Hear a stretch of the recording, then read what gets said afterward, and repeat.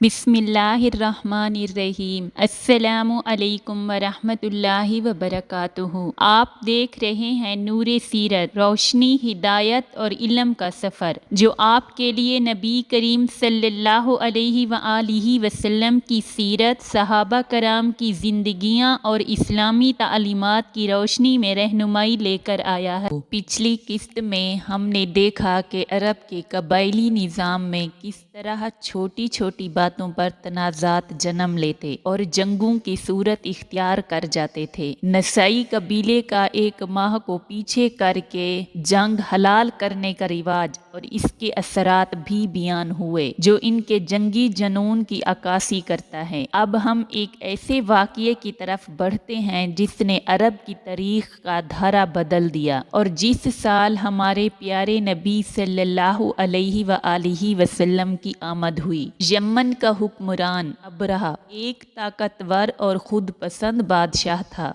इसने यमन के दारुल हुकूमत सना में एक अजीम शान इबादतगाह तामीर की, जिसे वो अल-कलीस कहता था। इसका मकसद ये था कि अरब के लोग हज के लिए मक्का के बजाय इसके बनाए हुए गिरजे में आएं और खाना काबा की मरकजियत ख़त्म हो जाए। अबरहा ने अपने वज़रा से कहा कि मक्का का ये काबा हमारी शान के खिलाफ है। जब तक वो मौजूद है, मेरा अल-कलीस वो इज़्ज़त हासिल नहीं कर पाएगा जिसका वो हकदार है। इसकी शोहरत बढ़ती रही तो हमारा असरो रसूख ख़त्म हो जाएगा, इसे मिटाना होगा। अबरहा के इस इरादे की खबर जब मक्का पहुंची तो कुरैश सख्त परेशान हुए। मक्का से कुछ लोग जो नसई कबीले से ताल्लुक़ रखते थे और खाना काबा के मुजाविर थे, चुपके से अबरहा के अल-कलीस में दाखिल हुए और रात के अंधेरे में इसकी दीवारों पर गिलाजत मल कर गायब हो गए। सुबह जब अबरहा को इस गुस्ताखी का इल्म हुआ तो वो गुस्से से आग बगोला हो गया। इसने गरजते हुए कहा, ये किसकी जुर्रत हुई, मेरे इबादत खाने की ये तौहीन। अरब में ये मक्का वालों के सिवा किसी की साजिश नहीं हो सकती। तहकीक पर मालूम हुआ कि ये नसई कबीले का काम है जो मक्का के खाना काबा के मुहाफिज हैं। ये सुनकर अबरहा ने हुक्म दिया, मेरी फौज तैयार की जाए,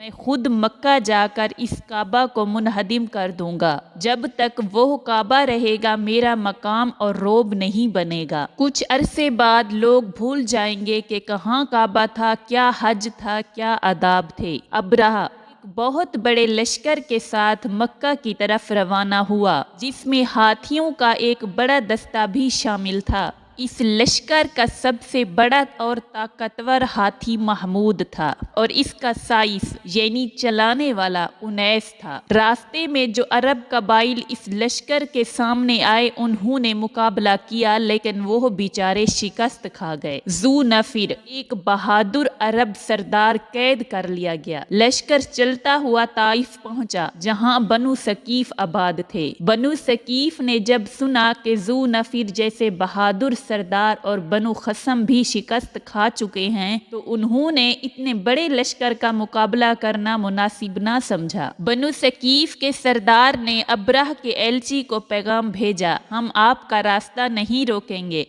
आप काबतुल्लाह को तोड़ने जाएं, लेकिन हमारी एक शर्त है कि आप हमें कोई नुकसान नहीं पहुंचाएंगे। अबरहा के एलची ने जवाब दिया कि हमें अपनी सदाकत और शराफत की कोई निशानी दो, ऐसा ना हो कि हम आगे बढ़ें और तुम पीछे से हमला कर दो। बनु सकीफ एक बहादुर और मशहूर कौम थी और ख़ास तौर पर तीर अंदाजी में महारत रखते थे। बनु सकीफ ने एक शख्स अबू रगाल को अबरहा के साथ कर दिया। अबू रगाल एक गद्दार था जिसने अपने दीन और कबीले से गद्दारी की। इसने अबरहा को ताइफ से मक्का तक का रास्ता बताया, जो इस दौर में बहुत दुश्वार गुजरता था। अबू रगाल ने मक्का के करीब पहुंचते ही रास्ता में ही दम तोड़ दिया। आज भी दुनिया में इसकी कब्र मशहूर है, जहां अरब लोग इस पर पत्थर मारकर अपनी नफरत का इजहार करते हैं, क्योंकि उसने अपने दीन और कबीले से गद्दारी करके अबरहा को खाना काबा तक लाया था। अबरहा का लश्कर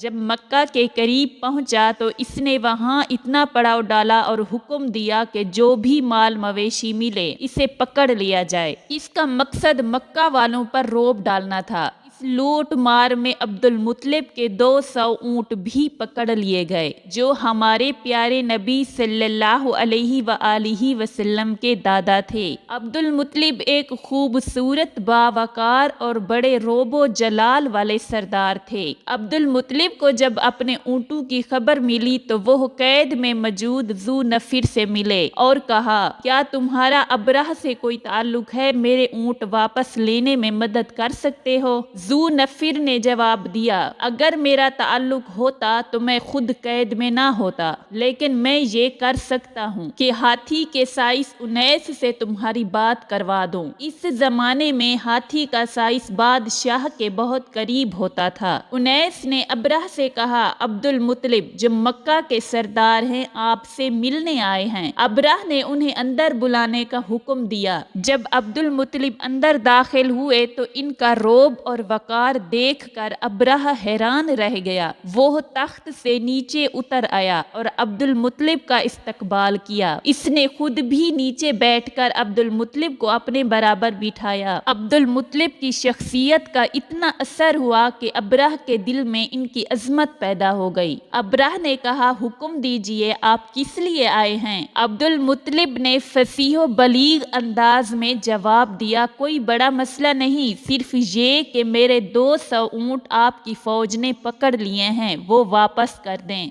अब्राह ये सुनकर हैरान रह गया और हंसने लगा। अब्राह ने कहा, अब्दुल मुत्तलिब जब आप अंदर आए तो मेरे दिल में आपकी बड़ी अजमत पैदा हुई। मैंने ऐसा सरदार आज तक नहीं देखा था, लेकिन जब आपने बात की तो मेरी तमाम अजमत खत्म हो गई है। मैं खाना काबा को गिराने के लिए इतना बड़ा लश्कर लेकर आया हूँ और आप मक्का के सरदार होकर मुझसे खाना काबा को ना गिराने की इल्तजा करने के बजाय आपने ऊँट छुड़ाने आए हैं। आपको अपने ऊँटों की फिक्र है। अब्दुल मुत्तलिब ने अब्राह को गौर से देखा पूरा अज़म लहजे में कहा, सुनो अब्राह, अना रब्बुल इबिली वली हाज़ल बैती रब्बू, मैं इन ऊँटों का मालिक हूँ, लेकिन इस घर का भी एक मालिक है। मैं अपने ऊँटों का मालिक हूँ और मुझे इनकी फिक्र थी, इसलिए मैं आ गया, लेकिन इस घर का भी एक रब है जो खुद इसकी हिफाजत करेगा। हमें क्या जरूरत है कि बिला वजह जंग लड़ें। अब्राह,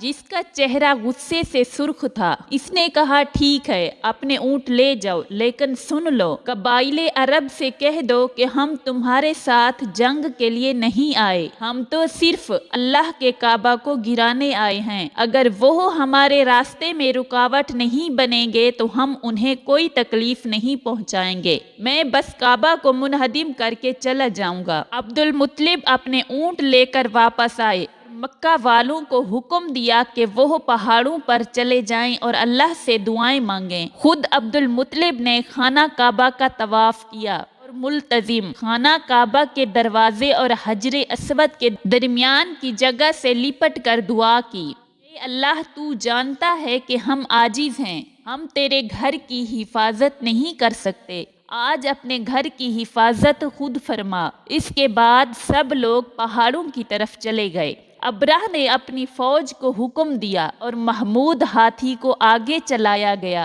कैद में मौजूद ज़ू नफिर ने, जो एक बहादुर अरब सरदार था, जब देखा कि हाथी खाना काबा की तरफ बढ़ रहा है तो इसने किसी तरह मौका पाकर महमूद हाथी के कान पर चोट मारी और इसके कान से लटक कर चिल्लाया, अबरक या महमूद, अबरक या महमूद, इमाम का बैतुल्लाह, ए महमूद बैठ जा, ए महमूद बैठ जा, तेरे आगे अल्लाह का घर है। और हाथी वहीं बैठ गया। अब्राह ने साइस को हाथी को चलाने का हुक्म दिया। साइस ने उसे मारा, लेकिन वो अपनी जगह से ना हिला। साइस ने हाथी का रुख यमन की तरफ मोड़ा तो वो चल पड़ा। जब उसे फिर काबा की तरफ मोड़ा गया तो वो रुक कर बैठ गया। अब्राह और इसका साइस हैरान थे कि ये हाथी ऐसा क्यों कर रहा है। इसी असना में अल्लाह ताला के हुक्म से खाना काबा की जानिब से आसमान पर गहरा बादल छा गया। یہ بادل نہیں تھا بلکہ چھوٹے چھوٹے پرندوں کا اتنا بڑا گول تھا جسے قرآن میں طیرن ابابیل کہا گیا ہے۔ الم تر کیف فعل ربک باصحاب الفیل الم یجعل کیدہم فی تضلیل وارسل علیہم طیرن ابابیل ترمیہم بحجارۃ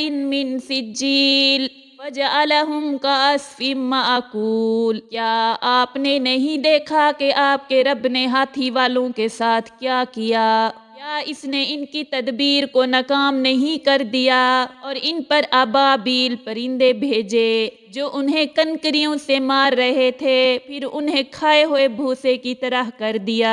ہر چھوٹے پرندے کے پاس 3 چھوٹی چھوٹی پتھر کی کنکریاں تھی، ایک ایک پنجوں میں اور ایک چونچ میں۔ اللہ کے حکم سے جیسے ہی وہ کنکریاں لشکر پر گری وہ ایٹم کے ذرے بن گئی۔ جو بھی کنکری جس پر گری اس کا گوشت گلنے اور گرنے لگا اور وہ گھاس کی طرح روندے گئے، بھوسے کے مانند ہو گئے۔ ابرہ بھی مرتے مرتے ہلاک ہوا۔ یہ وہ عظیم و شان سال تھا جس میں ہمارے آقا محمد مصطفیٰ صلی اللہ علیہ وآلہ وسلم پیدا ہوئے۔ یہ وہ عظیم و شان سال تھا جس میں ہمارے آقا مولا سیدنا محمد مصطفیٰ صلی اللہ علیہ وآلہ وسلم پیدا ہوئے۔ عرب کے پاس کوئی باقاعدہ کیلنڈر یا تاریخ نہیں تھی، وہ بڑے بڑے واقعات کو یادگار بناتے تھے۔ چنانچہ جب بھی ان سے رسول صلی اللہ علیہ وآلہ وسلم کی پیدائش کے بارے میں پوچھا جاتا تو وہ کہتے اسی سال پیدا ہوئے جس سال ہاتھی کا قصہ ہوا، یعنی عام الفیل۔ یہ تھے عرب کے وہ حالات اور عظیم واقعات جو ہمارے پیارے آقا دو جہاں کے سردار حضرت محمد مصطفیٰ صلی اللہ علیہ وآلہ وسلم کی پیدائش سے قبل رونما ہوئے۔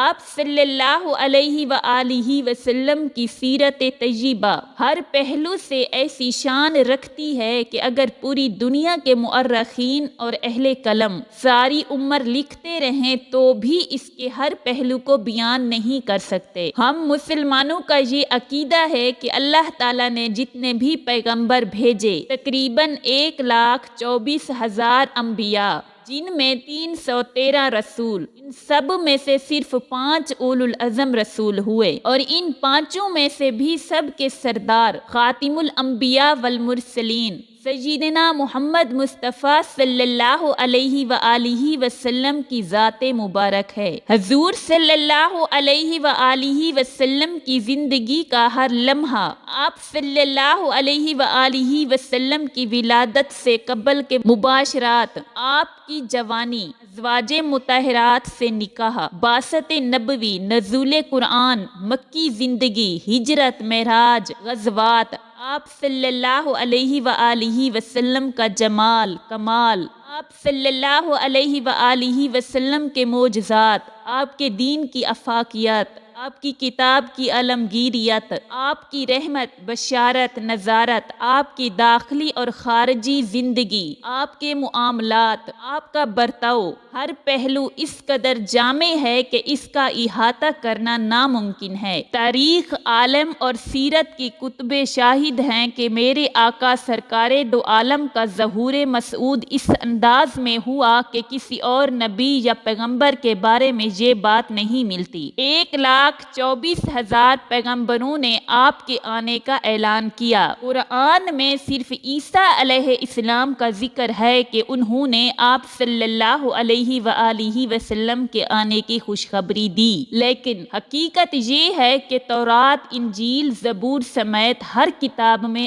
آپ کی نعت موجود ہے۔ یہ اتنا بڑا اہتمام تھا کہ ہر پیغمبر نے آپ صلی اللہ علیہ وآلہ وسلم کے آنے کی خوشخبری دی۔ اللہ تعالیٰ کو علم تھا کہ آپ صلی اللہ علیہ وآلہ وسلم سب سے آخر میں آئیں گے، لیکن شان جتنی عظیم ہوتی ہے اتنا ہی اس اس کا اہتمام ہوتا ہے۔ مزید یہ کہ تمام انبیاء پر ایمان لانا ضروری ہے، لیکن یہ شان صرف محمد صلی اللہ علیہ وآلہ وسلم کو ملی کہ اللہ تعالیٰ نے عالم ارواح میں تمام انبیاء سے یہ وعدہ لیا، یہ عہد لیا کہ اگر میرے مدنی پاک کا زمانہ آئے گا تو تم ان پر ایمان لاؤ گے اور ان کی نصرت کرو گے۔ یہ بات کسی اور پیغمبر کے بارے میں نہیں ملتی۔ تو یہ تھے عرب کے وہ حالات اور عظیم واقعات جو میرے آقا سرکار دو عالم صلی اللہ علیہ وآلہ وسلم کی پیدائش سے قبل رونما ہوئے۔ زندگی باقی رہی انشاءاللہ تو آنے والی قسط میں ہم ولادت محمد مصطفیٰ صلی اللہ علیہ وآلہ وسلم کے مبارک لمحات، آپ کی پیدائش کے وقت رونما ہونے والے معجزات اور آپ کی ابتدائی زندگی کے حسین واقعات بیان کریں گے۔